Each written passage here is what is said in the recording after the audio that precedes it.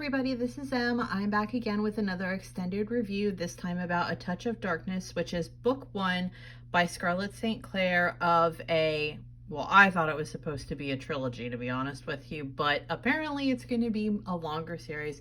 So it's book 1 of a series about Hades and Persephone, and this is 100% a spicy book. So you want to check your trigger warnings, you want to check your content warnings. I also have Neon Gods, which is also a spicy book about Hades and Persephone, but we'll be discussing that in a later video.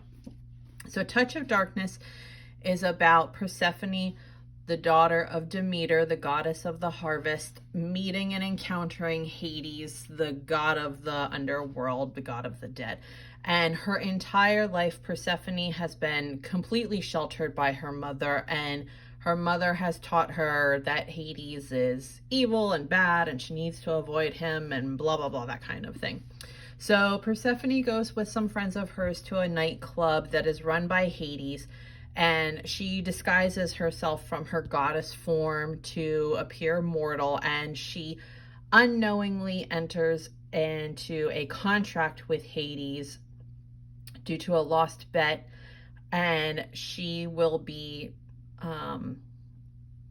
chained to the underworld if she cannot create life in the underworld within 6 months, I think it is.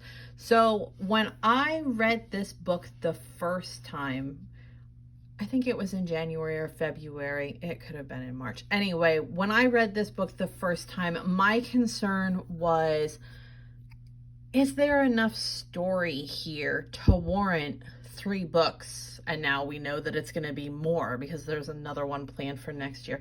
Is there enough here to warrant so many books? And I'm going to be honest with you, I don't know that there is. This book, it's about 300 or 400 pages, and you know, it's a spicy book, so there's plenty of that kind of content taking up space in here, which is fine. I mean, if you're going to read it and enjoy it. But the plot line at this point is create life in the underworld. So she starts to create a garden in the underworld, but the problem is Persephone can't get anything to grow. So of course she can't grow anything in the underworld, but her love for Hades can grow, and his love for her can grow, kind of a thing. Although, you know, they're not going to admit that they love each other right away, kind of a thing.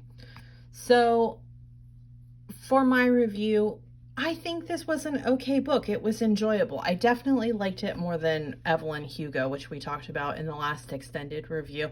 Hades is a likable character, to be honest with you. I think that I actually like him more than Persephone, especially in this book, because Persephone is hell-bent on the idea that Hades is a bad person thanks to the brainwashing of her mother, and really he's not a bad person. You know, it's all very shades of gray kind of a thing.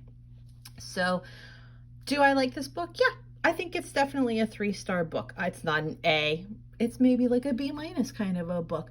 The concern for me was, is there enough storyline to warrant so many other books coming? And I'm going to be honest with you, at this point, having read the first 3, it's still kind of iffy. I don't know if there is. So is it an enjoyable book? Yeah, it's good. Especially if you like Greek mythology. You know, there are other gods and goddesses popping up and being charming and all that kind of a thing. But especially if you like Hades and Persephone, that storyline, that mythology, definitely, I would say, give it a look.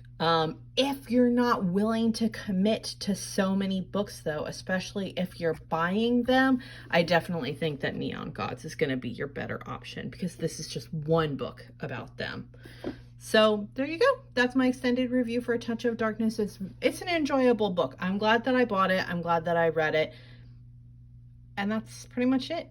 Thanks so much. Have a good day.